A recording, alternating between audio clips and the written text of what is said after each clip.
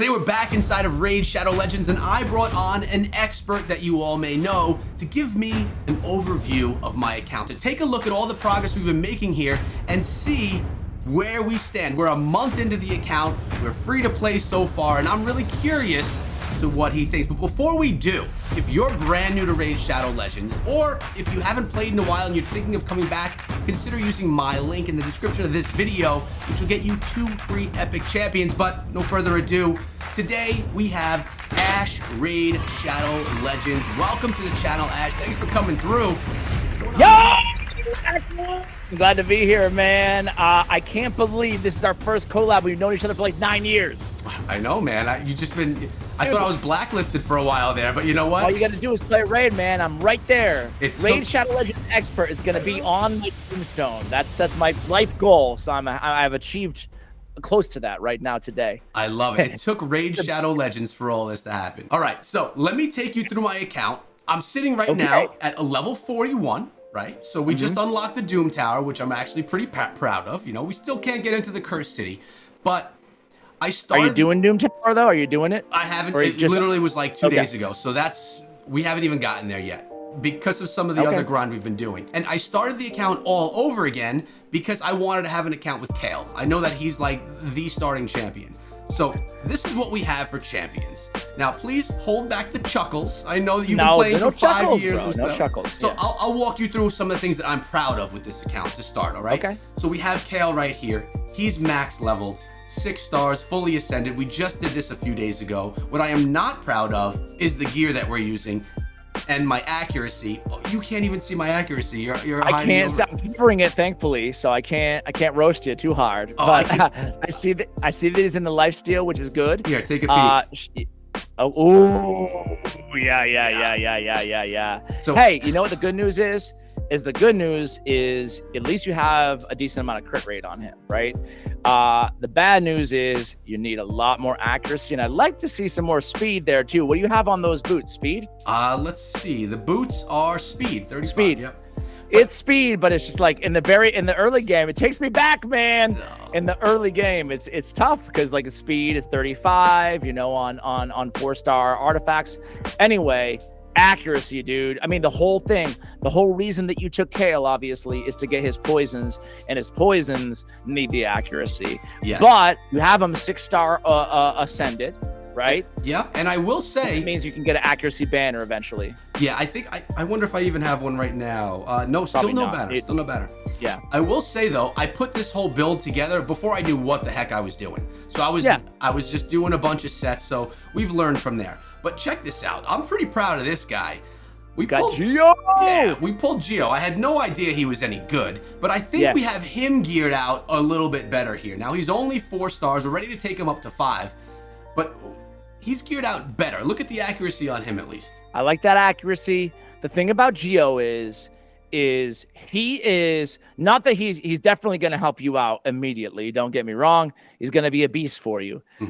But you know, this goes with a lot of champions in this game, is like you won't see his true value until kind of the mid to the late game, you know? He has this ability, if you look at his skills, and I'm sure you've looked at, I don't know how much you've looked at his kit and whatever, but like on that third ability, he places an HP burn, right? And like there's a lot of HP burn champions in the game, so it's like not that special. But if you look at that passive right next to it, it has basically, when he's hit, it deflects that damage back if they're under a burn. And the bosses in this game, especially as you progress more, they do so much damage that he's deflecting it right back. And it really makes him one of the, I don't know, the 3 most powerful epics in the game. So congratulations. Thank you. I mean, for me, when I look at my account and I have no legendaries here, let's get a better look for you. I know, dude. You need to Hey, have you pulled a shards recently? Yeah, I've pulled shards recently. Do you have any right now? Do you have any shards? I do right now, but there's no, like, it's not a good time, I don't think. What do you have? All right, here's the deal. I got 3. You should never pull during I want to be very vehement here. Never pull shards during a non-shard event, right? Because and this guaranteed champion, progressive chances, those are not real events. For you want to be waiting on 2x events to pull your shards, right? Yeah. But for early game players, early, they have this thing in the game where you're guaranteed a legendary in X pulls. I forget how many it is, but it's a lot lower than normal. So I see you're sitting on 3 sacreds. I would say save those. Yeah. But why don't you open those 4 ancients for us and see if you can get that legendary? Right now, you think I should open it? Now is the time? I don't even know what to do here with the progressive chance or any of that stuff. Don't worry about the progressive chance. I don't think you can remove her, right? I don't think you can remove her. Huh? I don't think I can. That's the only bummer about it is we don't want her. Oh, okay. We don't want her. But I don't know. I'm not gonna tell you what to do. No, I'm gonna follow your lead. You're Ash Raid Shadow Legends. You want me to pull him? I'll pull him. Here, let's go with someone right now. It's irresponsible of me, but yeah, I kind of want to. All right, rare. Ironclad, I'll talk a little bit about the champs if you want. Yeah, please. Ironclad is a really weird champion. There's only one like him in the entire game. He's kind of a crappy rare, but you want to hold on to him because when he's healed, he attacks all enemies with the amount of the surplus heal. So you can do some pretty crazy things with him to help you with like trying to cheese through progression, and you can put him with a healer, heal him when he's already close to full HP, and put him in like a stun set or something as you progress a little bit, and then he'll just stun everybody because he's getting that surplus heal, you know? Yeah. Again, he's more of a niche cheesy, and you're not going to use him like in the end game, but he's kind of an interesting champion to say the least. See, that's part of my problem here. Like, I can only level so many at once, right? Yeah, don't focus on him. Don't focus on him right now. All right, but you can keep him if you want to. I keep all my rares right now. I mean, for me, rares and epics are all we got, so I'm sticking on, I'm holding on to them. Let's go. All right, give it a legendary. Come on, I feel like it's time here. I mean, I would love some time. All right, we got an epic at least. Okay, we got Oathbound. Not a good epic, unfortunately. Look at his kit again, though. Look at his abilities. I forgot what I know he's not great, but he has freeze. Okay, next. You don't like freeze. An AoE with decreased attack, turn meter, 3 turn. Actually, this is a really good ability. Maybe I'm wrong on Oathbound. Good ability. So decreased attack is like a fundamental debuff. In terms of like fundamental debuffs, the go-tos, decreased defense, decreased attack, right? And then I love decreased speed as well. There's a lot of debuffs. Weaken. But I said the big 3 are probably decreased attack, weaken, and decreased defense. Decreased attack is great because it just allows you, obviously, to get through content. These bosses that, like I said, they hit hard. So having that decreased attack debuff is going to keep a team alive, right? Basically. So anyway, what's his third ability do? Intimidate. I would not prioritize him right now, but you could definitely, just given that, like, to your point, especially someone you're not spending, right? You're not spending right now. Right now, I'm not. That could change, but as of right now, we're completely free. We got to be really picky. So as much as Oathbound has a very intriguing kit, I think he'll get better pretty soon, right? And we know you're gonna get Rathalos or whatever, the freebie. Yeah. So I just don't want to overdo it. So who we got next? I smell that legendary, man. I want to smell the same. Let's go. Come on now. Come on. Oh, nice. That's rare. Is that all you have? I got one more. Okay, one more. Get him out of here. He's nothing. Jesus. Trash. Come on, nothing good. Trash. Oh, man. Come on. Dude. Plarium is supposed to rig it. So, nah, she's not worth it either, man. No. Okay. Okay. But to your point, we do have that new legendary coming into the game right here. We're only a few days away from it as of right now, which is nice. Yeah. He's going to be massive, like he'll be a top priority for you. Yeah.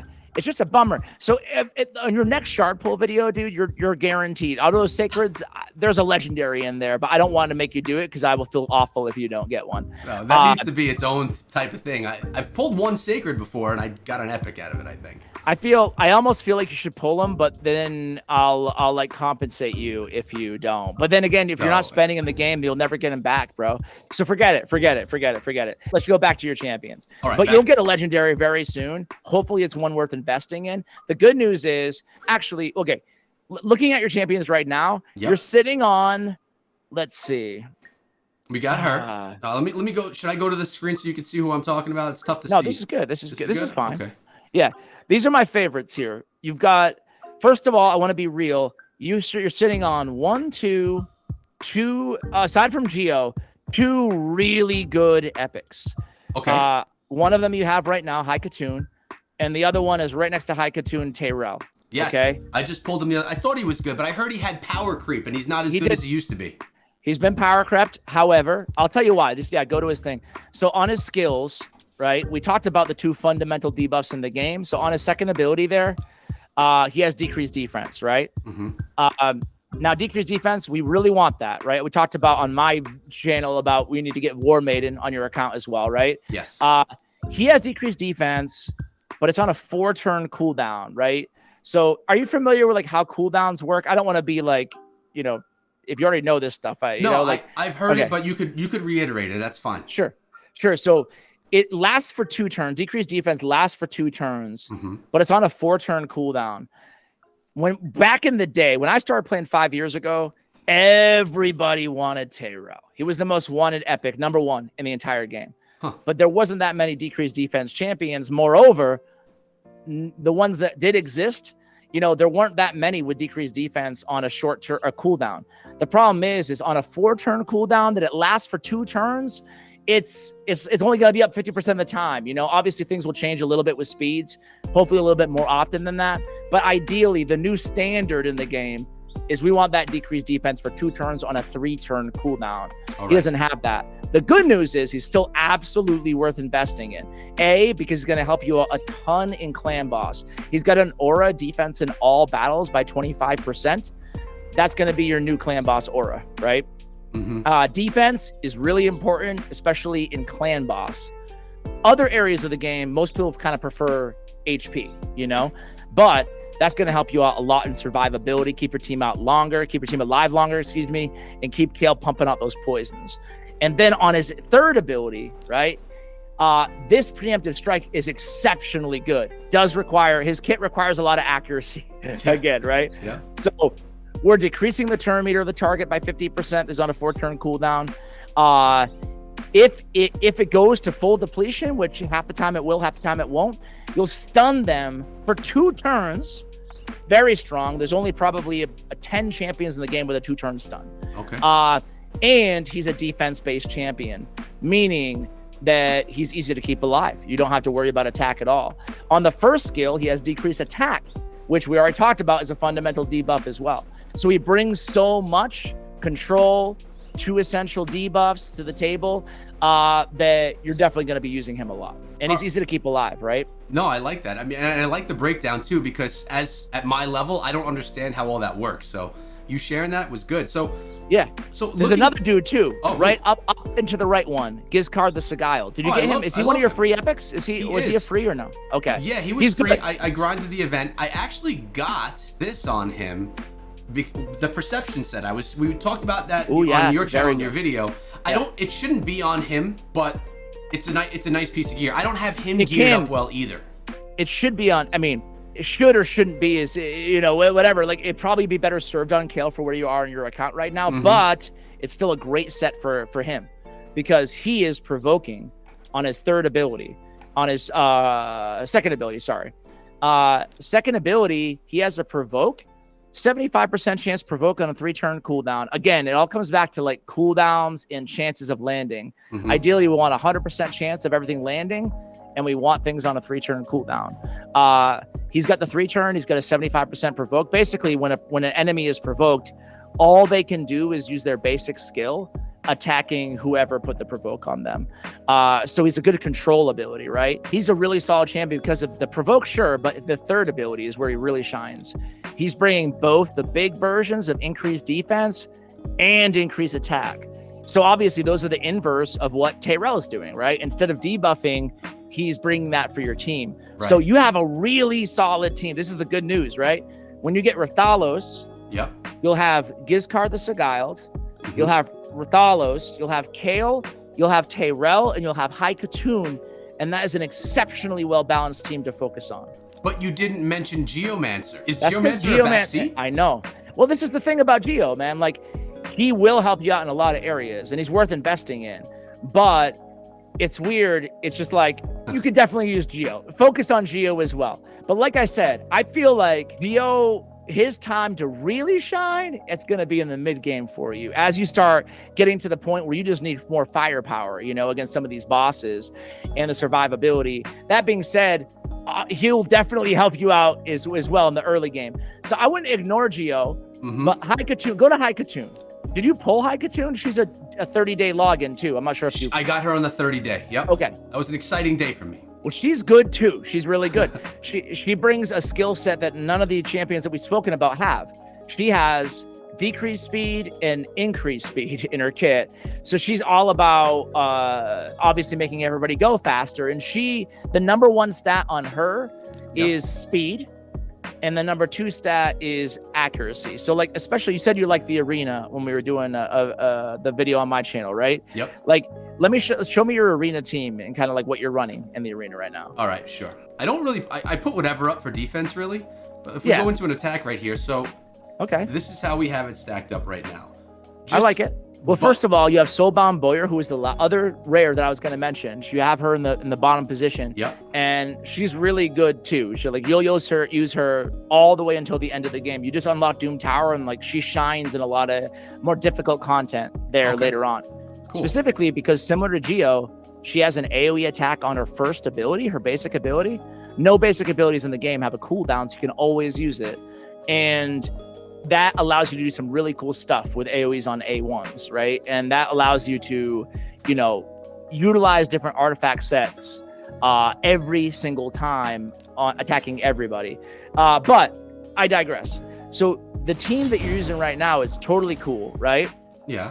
But you can progress a ton when you have a Haikatoon going first, right? So the speediest. Should I set? Want me to set this up?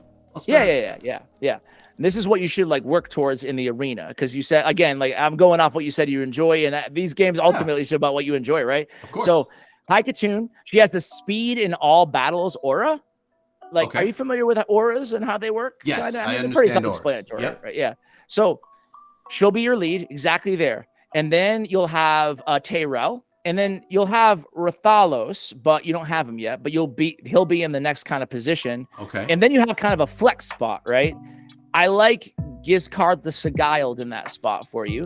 So that would be the squad. So, but the order of like speed is important here, because obviously you want Haikatoon to go first, because on her second ability, she has an increased speed on everybody else, and she speed boosts everybody. So like, you're not going to be able to build everybody super fast, but in the arena, especially progression, which you're focused on upgrading your Great Hall, you want to utilize a speed strategy, because most people don't in the early game. Most people, like these teams that you go against, like the team that you're facing, man, it's easy because they're not building like all you need is the fundamentals. You don't need crazy gear or anything like that. So anyway, Haikatoon is fast. You just put speed gear on her, really, right? Okay.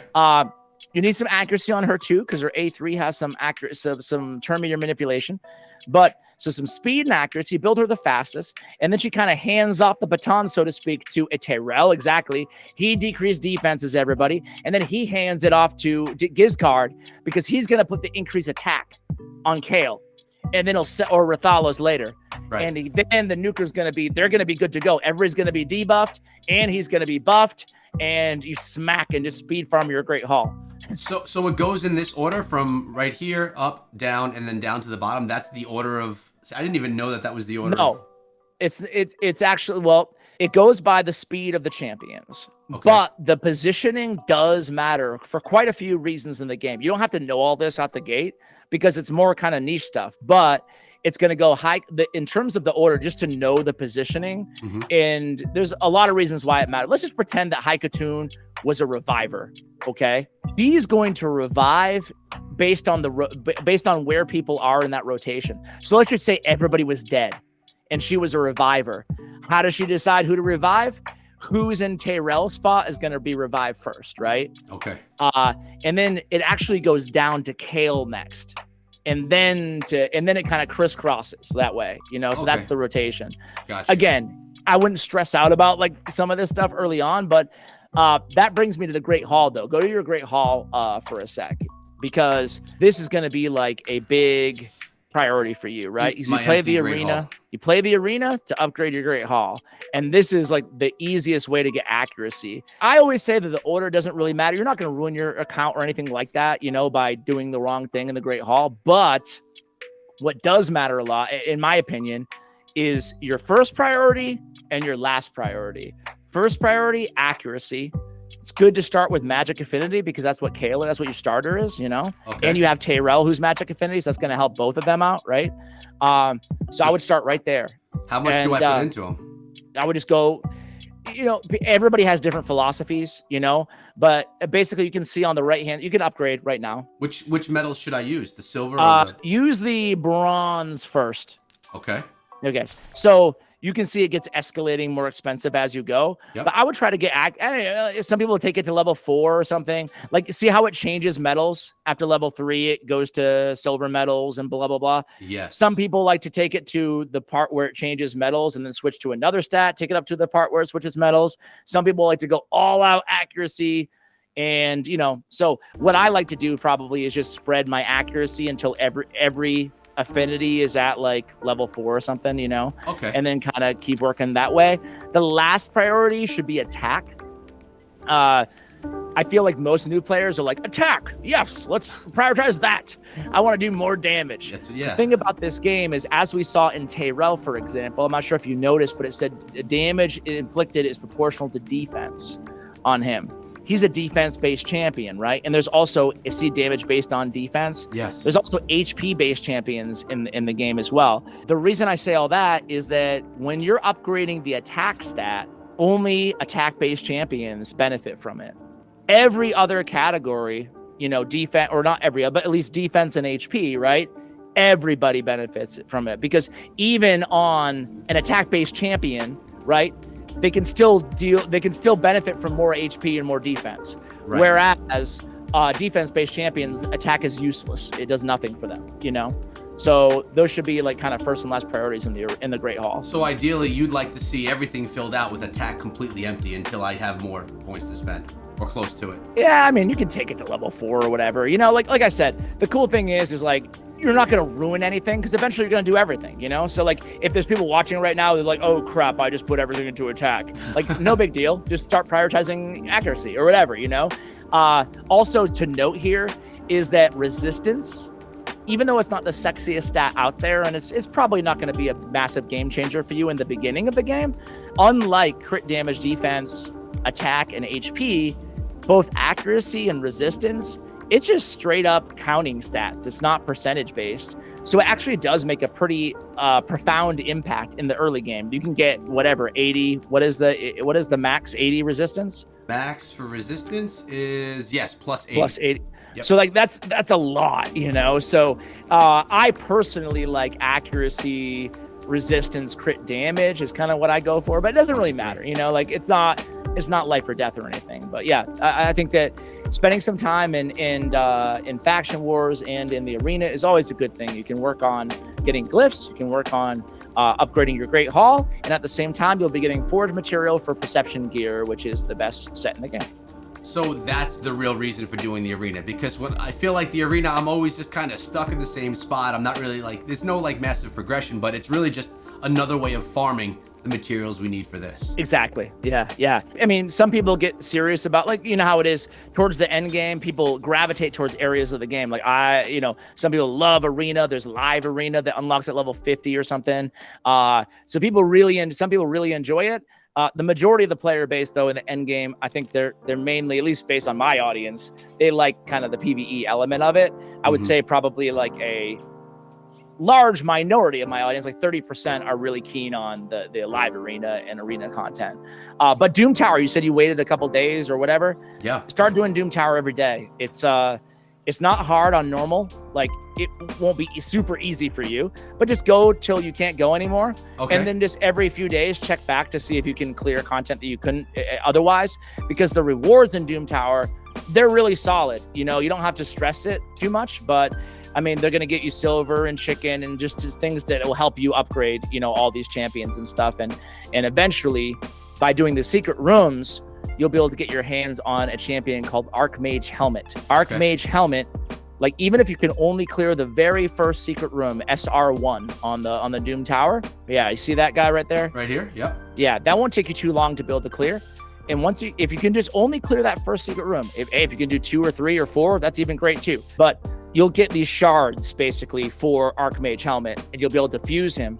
And once you fuse him, he'll be a big help. He's a really, really good epic, and he's the first one you get. There's like 10 champions that you get. And once you get one, you just keep going after the next one, you know? All right. So there you go. I feel like I'm unloading too much on you, man. No, it's not too much, but there's a lot. Like, there's so much with this game that there's so much for me to learn as I go. I know, yeah. But I don't want to overwhelm you, but yeah, no, like it's cool. It's cool to experience it again as a new player, you know?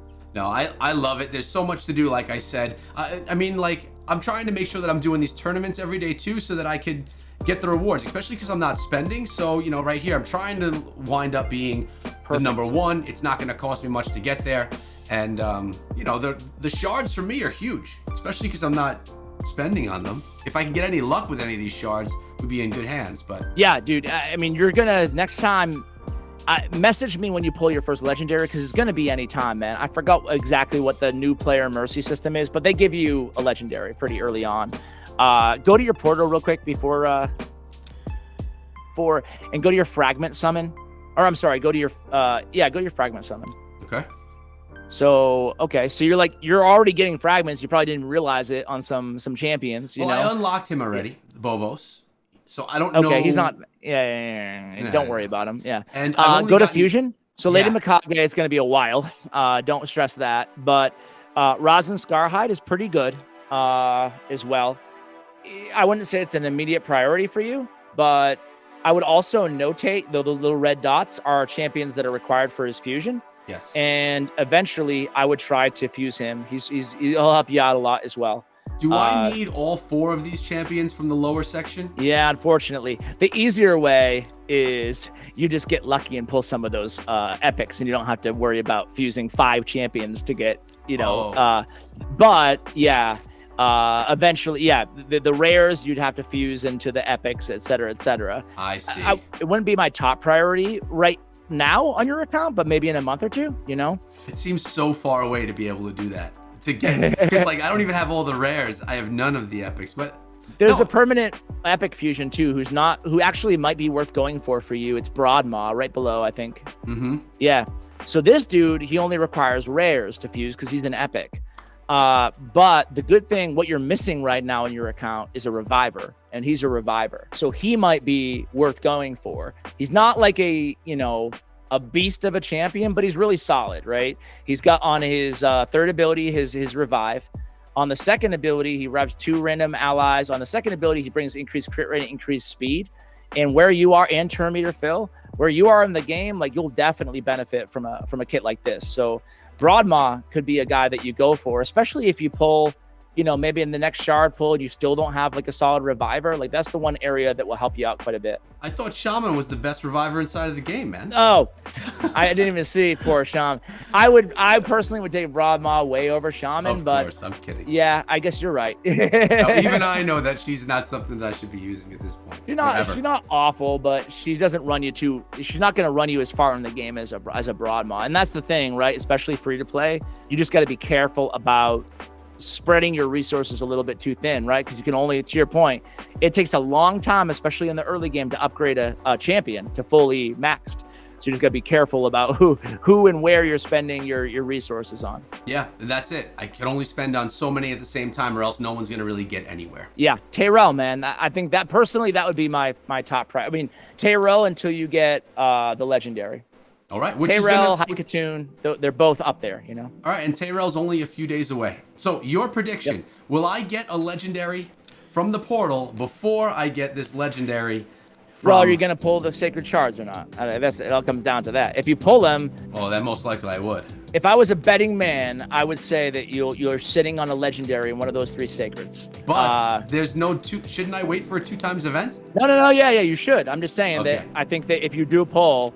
I think there's probably a legendary, but you're better off waiting, you know, because here's the thing. Even if you pull 5 legendaries right now, they're even more challenging to upgrade than an epic, right? So I think you're totally good focusing on Haikatoon and finishing up on Kael. Do you have Kael's masteries done yet? No? Oh yeah, we got his masteries done. Oh wow. Yep, spent on his masteries, and we recently got the gem mine to max as well. Oh great, open those masteries because I can't see the what you went with. If you want to, you get a free reset on his masteries. The masteries are fine, by the way. Okay. you do get a free reset. And if you get really bad luck with your banner in Spider, you can't get the accuracy banner. You could trade off War Master for the right under Master Hexer on the right hand side is Eagle Eye, all the way down on the bottom right. Is that it? No, way down the bottom right. Yep. Eagle Eye. So that gives you 50 accuracy, and that will help out a lot. You know, it's weird. It may be counterintuitive, but if you put a lot of accuracy on Kael, even if it comes at the detriment of some crit rate, he'll deal a lot more damage because of his poisons. But there's a sacrifice, because I'm sure you're using him as your campaign farmer, right? Yes, Kael? I am. Yep. So you really don't want to do that right now. You really just want to get that accuracy banner, because in your campaign farmer, you really want 100% accuracies, or as close to as you can get. See, like for me, this is the same example. Before we wrap things up, I've invested so much into Kael. He's by far my strongest. I can't have him do everything at once, right? Like, it's nice when you have multiple champions that can do multiple different things, and you put and pull. But for me, so kind of stuff. It does get easier, dude. It does get it gets a lot easier once you have like your first team with masteries and stuff like that. Everything starts rolling a lot quicker. Final note, I guess, on that whole like conundrum of like the overall utility of a champion. You can't build them for everything. I would say your top priority in like the near future is farm Spider until you get an accuracy banner for Kael, a Dark Elves. It won't, hopefully, like with a little luck, it won't take you too long, because that will help you out a lot, you know? That's what we were farming all last night, was Spider. And we got a bunch of banners, but none for Kael. So we'll get there. All right, well, hopefully you'll have good luck, or you have that one perception piece on Tayrel or Giscard right now. Giscard, yep. Do you have two or just one? I got three of the same. But not only one of them was legendary. Just go to filter and equipped. Okay, I wasn't sure if you had them on any other champions. So I got this one here. No, I haven't used them yet. Okay. What a bummer that you have three and they're all weapons. Yeah. If you could just get that second one, because I'm just really trying to hammer the point home that, you know, go for the need a little bit of accuracy on Kael, because that will help you with guild boss or clan boss. And then when you progress in clan boss, you'll get more better gear and more skill tomes and the whole nine. Anyway, you'll get there, bro. I'm so happy you're covering the game, though. You know, I'm happy to have you in the community, my friend. I'm loving it completely. It's been amazing. By the way, I will be completely redoing Kael from all of his gear. So we're gonna try and get some accuracy. I had no idea what I was doing when we geared him up, but we'll get there.